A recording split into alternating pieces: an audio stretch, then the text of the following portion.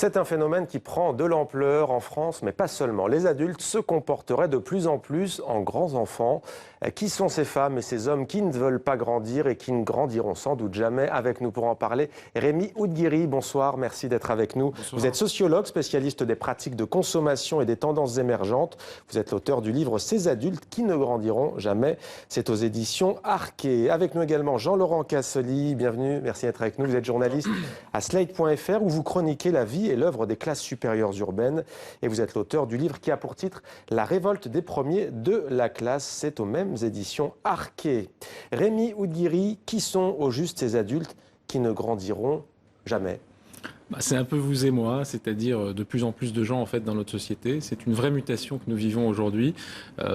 On n'a plus envie de fermer la porte à la jeunesse, on a envie d'avancer dans l'âge adulte tout en conservant une part d'enfance. Et c'est quelque chose, c'est un modèle qui est de plus en plus accepté autour de nous.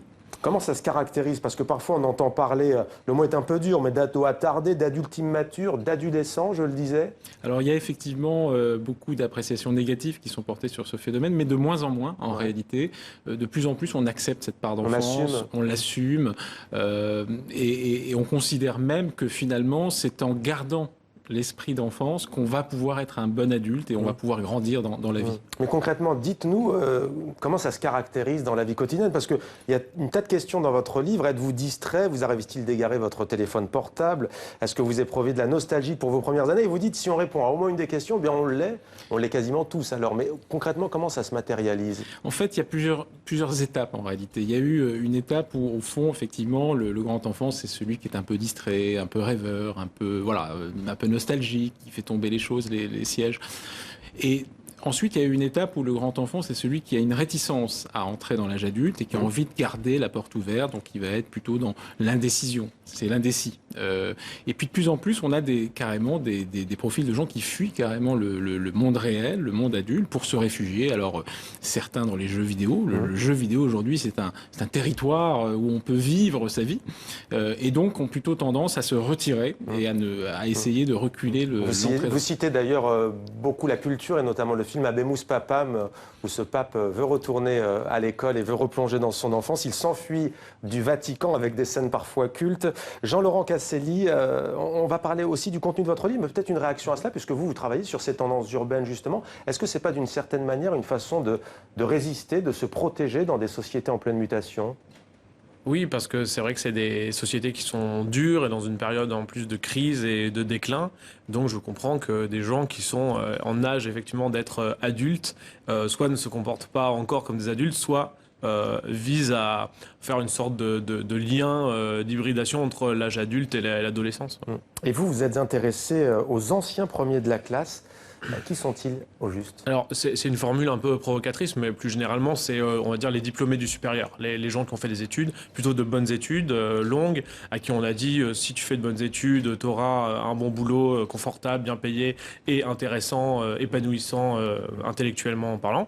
Donc, ils travaillent plutôt dans des bureaux, dans des grandes entreprises. Des open space, des espaces ouverts, comme on dit. Ouais. Voilà, c'est ça.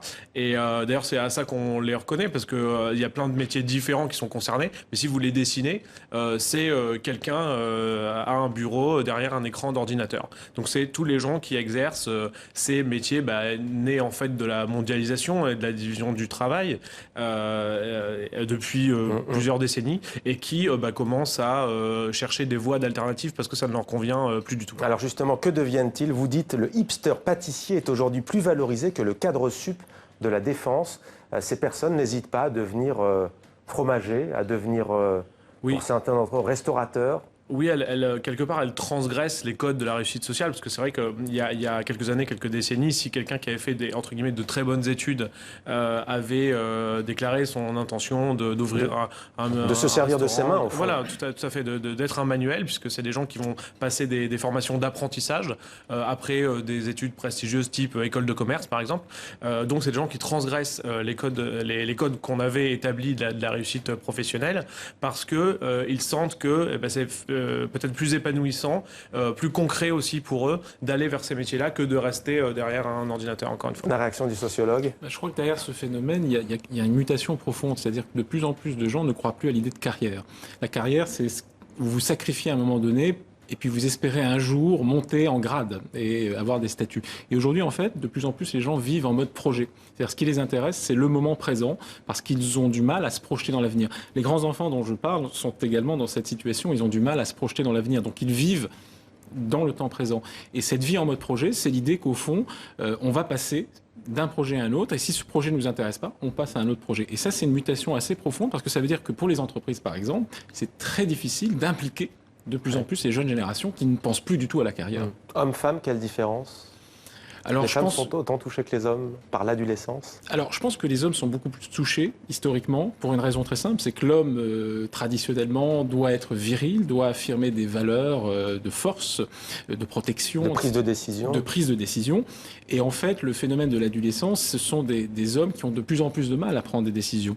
Alors que les femmes ont fait un peu le chemin inverse, c'est-à-dire qu'à partir des années 60, les femmes conquièrent des droits, le féminisme joue un rôle important, et donc elles prennent des territoires qui appartenaient à l'homme. Et l'homme se sent un peu dépossédé. Et c'est assez paradoxal. Et dans le livre, je parle du cinéma des années 70, Woody Allen, où on voit des femmes. Personnages, voilà, en fait, Woody Allen, c'est le cinéaste des grands enfants, parce qu'il filme des adultes, mais on a l'impression de voir des enfants.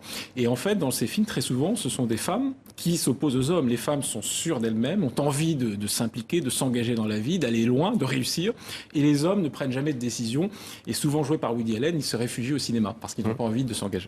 Alors là, on est dans un phénomène sociologique. Vous, en revanche, et vous le dites, c'est une catégorie de population qui reste relativement faible aujourd'hui. On n'a pas des millions et des millions de Français ou d'Européens ou de francophones qui basculent dans des métiers manuels, soyons clairs. C'est tout à fait vrai, mais par contre, il y en a des millions qui y pensent. Donc le phénomène est petit, minoritaire, il a l'air d'être un épiphénomène, mais en réalité, il concerne dans les esprits une majorité de gens qui s'ennuient au travail, qui ne se reconnaissent plus dans ce qu'on leur propose et qui rêveraient en fait quelque part de suivre ces parcours. Alors, vous posez la question, faut-il vraiment passer un CAP cuisine après un bac+5? Là, on est dans un sujet névralgique dans la société française. On est en pleine réforme du Code du travail. C'est vrai que pendant très longtemps, des enfants s'entendaient dire « tu vas finir avec un BEP ou un CAP » de manière très péjorative. Ça peut avoir une influence sur des questions de société comme celle-ci, justement, le travail, l'emploi? Oui, parce que c'était perçu comme des voies de garage. Donc le fait que des étudiants, des bons élèves qui ont réussi leur scolarité, qui vont vers ces métiers, vont vers ces filières, peut les revaloriser. Parce qu'on a un regard nouveau finalement. Si les premiers de la classe y vont, c'est que finalement c'est pas si mal. Donc je pense que ça peut travailler l'ensemble de la société. Pourquoi révolte? Parce que c'est un refus du parcours établi, du parcours qui consistait, vous le disiez, à faire ce qu'on attendait de vous, c'est-à-dire finir vos études, commencer à travailler. Pour faire plaisir plus à son entourage qu'à soi-même. Oui, et puis parce que c'était une réussite sociale qui dépendait de codes très visibles de carrière. Aujourd'hui, effectivement, c'est des gens qui veulent s'impliquer, mais aussi s'épanouir dans leur travail et trouver du plaisir là-dedans.